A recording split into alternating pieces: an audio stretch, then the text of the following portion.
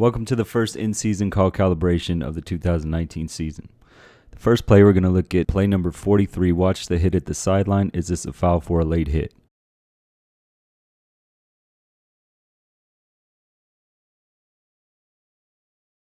We're going to be looking at this player right here. He seems to commit to making this hit before he knows whether the player's out of bounds. This is not going to be a foul. The only way we would call this as a foul is if early in the game we were having some issues with these players and trying to control the game by calling it. But otherwise, as a standalone event, we don't really want this called. Next play, number 46. Look at the block by number 19 near the 12-yard line. Is this a foul for holding? Here's a block by number 19. We're pretty much split in thirds in every direction whether or not we want to call this. There's not much here. If you do call it, we can back you up, but this is not a call that we absolutely need to make. Good mechanics by the back judge in knowing that his progress was there, but he really needs to be set up on the goal line as we start at the 20-yard line, and he has not yet given up the goal line, so he should be there, he should stay there, and then he could step from there to really see. He could have seen better if he were on the goal line right here. For play 53, look at wideout number 1. Is this foul for illegal motion? Okay, here's who we're looking at. Clear illegal motion. He's clearly going forward at the snap, and not only that, he's going and lining up for a crackback block. So we got to call that. 59, look at the tackle on the runner. Is this a foul for horse collar tackle? Okay, we're looking at the tackle being made right here. As you see it's being made, he's actually being held by the shoulder pad area right here. So this is not the nameplate. This is not a foul for horse collar tackle, but it has all the elements in there that make it look like a horse collar tackle because he sits there and his knees buckle. He's taken down right away. So remember, this year it includes the nameplate, but he really gets in there on the shoulder pad jersey area and not the nameplate. We're looking at number 2 blue near the 28-yard line, and we're deciding whether or not this is a blindside block. So it's going to be in this area right here, whether or not that player blindside blocks the other player. So it appears that this player sees the other player coming, and he may even be lining him up for a block. So he sees it coming, so I don't think that we should call this for a blindside block. Now, if we think that the hit is unnecessary and it's away from the play, we might call a personal foul for this.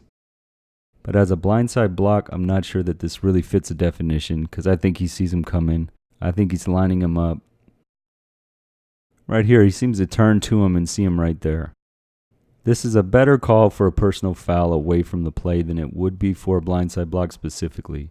Next one, look at number 3 white after the fumble. Is this holding?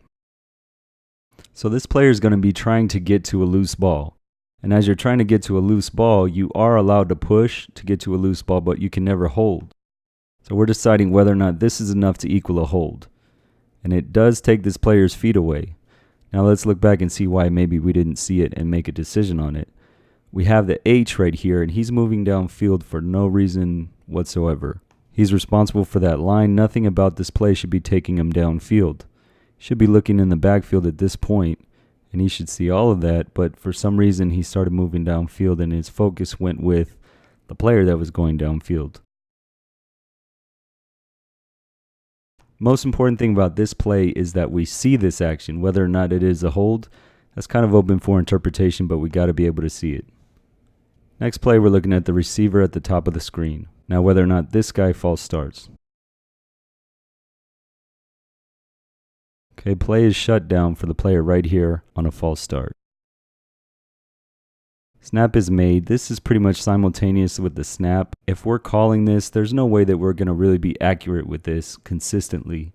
So if it's bothering you, we got to let him know that he needs to time it a little bit better, but it's not going to help us to really call this. Perhaps more importantly, if we see this player right here who has his hand in the ground and then takes it out of the ground, that's another thing we want to talk to them about. Umpire can help with that. This play, we're looking for a hit near the sideline.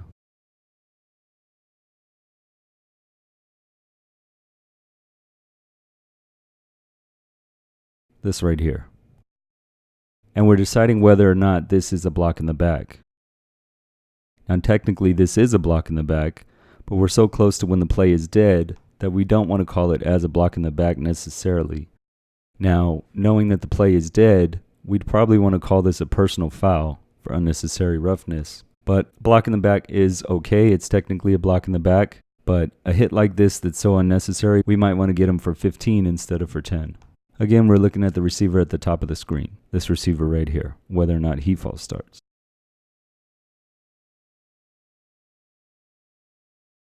Okay, we're looking at his little bit of movement there that he does in relation to the snap.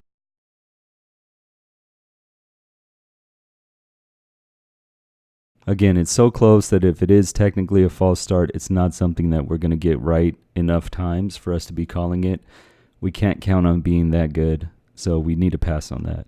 This play, we're looking at the motion by the receiver at the bottom of the screen and whether or not it's a foul for illegal motion. Here's a player that we're looking at and his motion.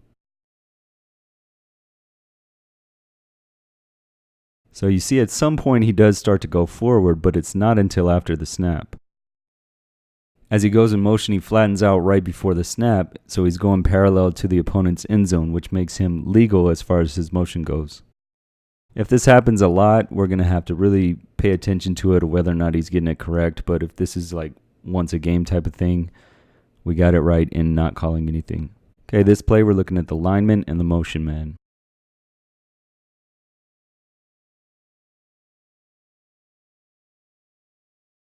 Okay, these linemen are going down at the same time that he goes into motion. This is not allowed, and this makes it an illegal shift. They have to be completely down and set before he can go into motion. Illegal shift. Okay, this one we're looking for an OPI by the receiver as the ball arrives.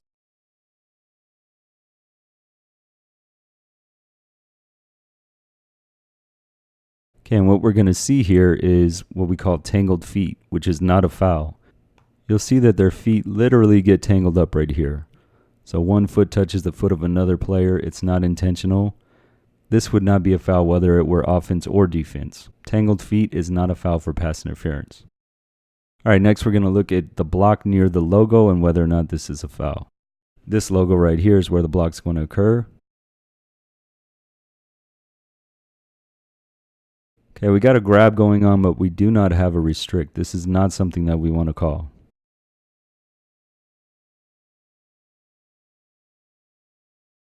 This play, we're going to look at the mechanics between the line judge and the back judge. Okay, ball's going to this sideline. So first off, the line judge sets up good looking straight down that line. So he's going to see feet on whether or not he's in bounds. Now the way that we need to piece it together where he talks to the back judge is this ball caught once he gets to the ground? Now he could look a little bit longer at this, but this is good communication here. He stops, he sees the play happen, sees the foot in bounds, confirms right here, and they go up together. We're going to look at the mechanics by the line judge on this play. Now this is going to be a goal line play.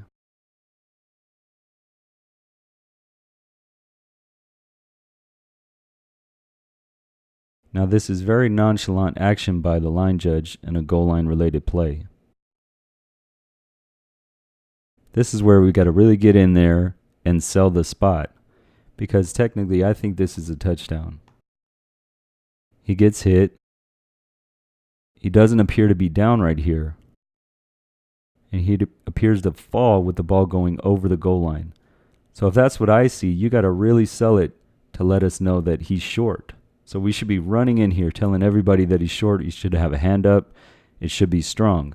And as you read this play, you know you're on the 6-yard line. And as you see that it's a run, we should be moving at this point. So we missed it by like half a second, our movement. We would have gotten to that goal line, get to the goal line, come back and spot the ball where you thought it was. Or maybe if you got to the goal line, we would have seen that it was a touchdown, if it was. This play, we're looking at the mechanics by the line judge.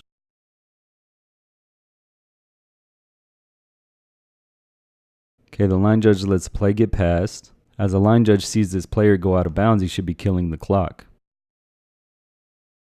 Now the umpire should probably consider that as he moves closer to this play right here, he's going to be blocking the view of the back judge.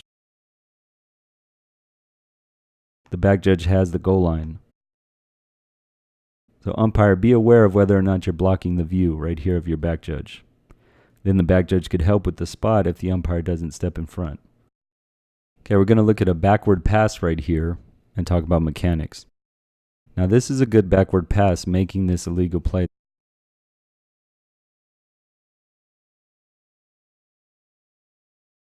But there's no indication from the crew right here that it was a backward pass other than we let the play continue and didn't throw a flag. We need to communicate that it's a backward pass by punching backwards.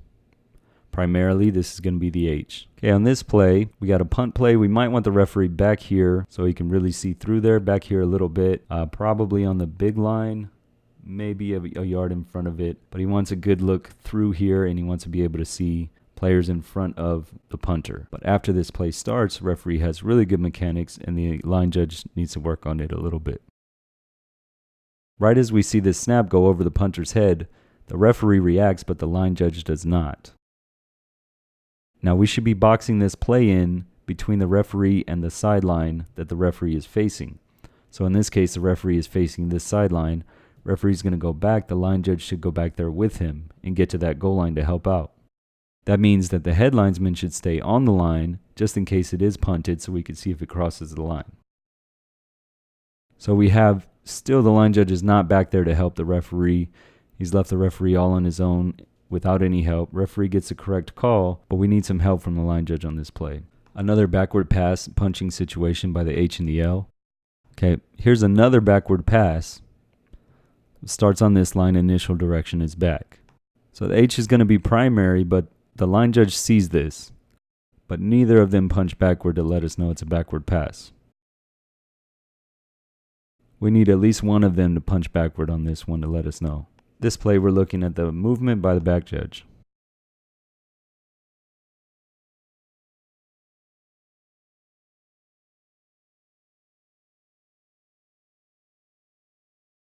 Okay, the back judge should see this coming to this direction, so instead of moving in the same direction as the flow of the play, he could have stayed right where he was or even backed up a little bit to stay out of trouble. So now we move right into the action right there. They could have run into us.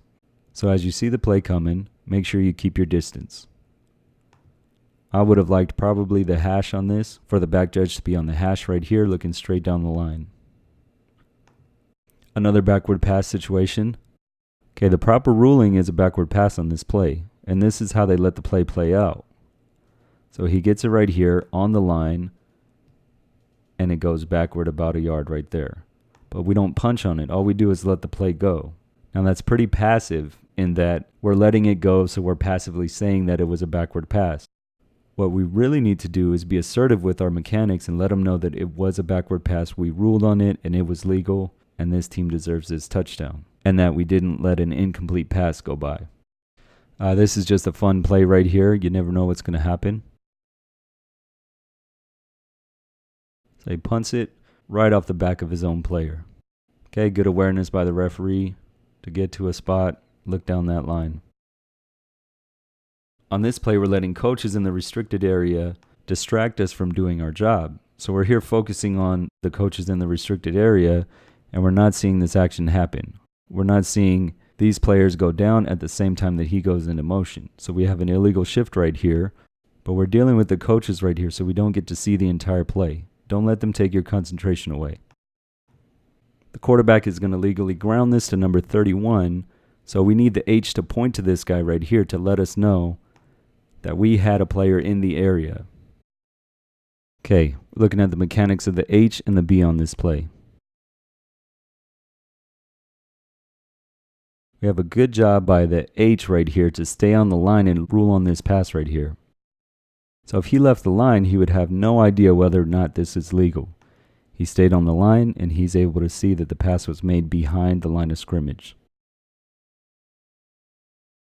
Some good work by the back judge once this play starts. Initial setup for the back judge, we want him, since we're out here on the 18-yard line, we're going to want him to be on the goal line.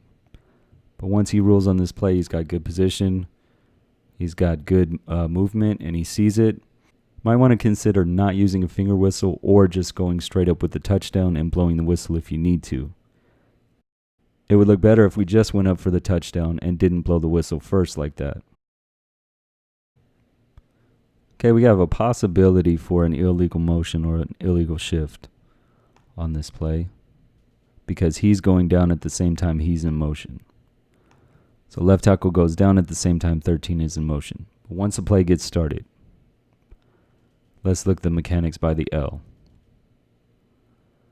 Now the L does a good job right here of backing up into the backfield and letting the play get past him and then facing the players out of bounds to rule on this action. Good job. Okay, we have an encroachment happening on this side of the ball.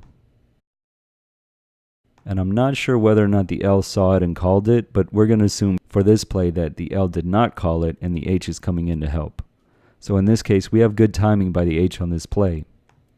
He gives the L an opportunity to call it, and he doesn't call it right away, so he's in the neutral zone, gives it a second, lets the L call it. We're assuming that the L didn't. Maybe he did, but he's off screen.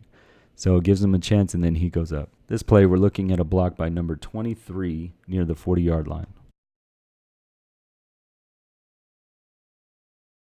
So that's going to be this guy right here. We're looking at his block. Okay, we have a hold called on the field, but this is not going to be enough for a hold. We got a grab, but we have good position by 23 right here. This is not a foul. Next, we're looking for a block by number 9 near the 5-yard line. First off, talk about the position of the line judge. We need to be off the sideline over here, and we need to go straight to the goal line at the snap. So being right here, you're going to back up and go over. Try not to kick that pylon over as you're also trying to rule on this play. Make sure you're on the white or behind the white in this case, and you're going straight to the goal line. Then you can properly rule on this play. So a hold was called right here. The position of the blocker has his butt in here. So the cut to the inside makes this a good block and not a foul. But instead we take a touchdown away. We can't take a touchdown away on a play like this. This play we're looking at a block by the center and the left guard. So typically when we think of a chop block, the players are coming from different directions. In this case, they're coming from the same direction on this player. One goes high and one goes low. So this is going to be a chop block right here that we need to get. This one we're going to look at the defensive back as he arrives at the ball over here in this area. DPI was called on this, but this is a bang-bang play, meaning that he gets there with pretty good timing. So he's not early and playing through the back. He gets there right on time. We do not want this called for a defensive pass interference. Now we're looking for a potential blindside block near the 42-yard line.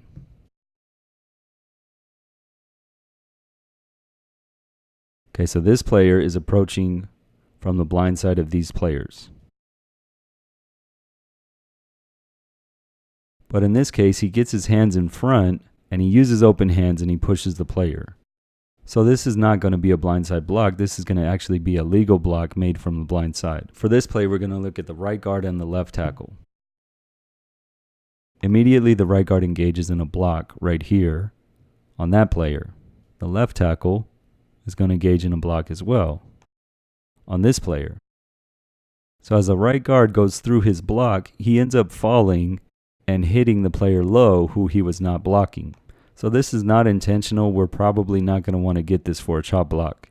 Even though technically we have one high and one low, the right guard was not intending to block this player.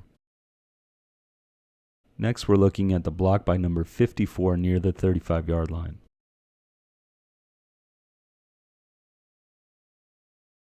Okay, here's 54.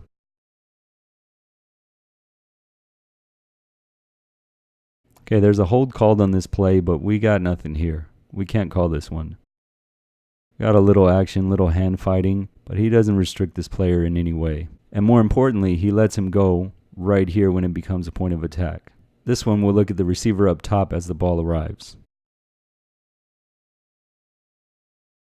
Okay, we had an offensive pass interference called on this play, but this is not what we want called for pass interference on the offense. We want a big, distinct push-off. We don't want kind of a little, I'm moving and I kind of make contact with you. This is not a push-off, so this is not a foul. This one we're looking for a block near the 33-yard line.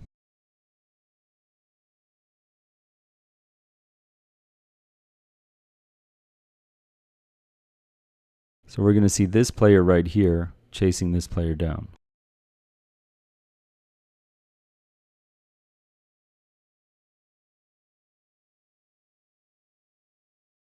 So we have a clear block in the back right here.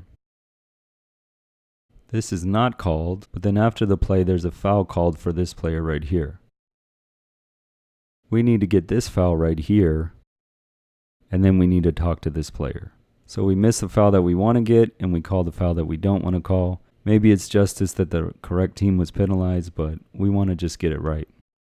Just a reminder, I have no idea who's in these clips. I don't care. I just want us all to get better.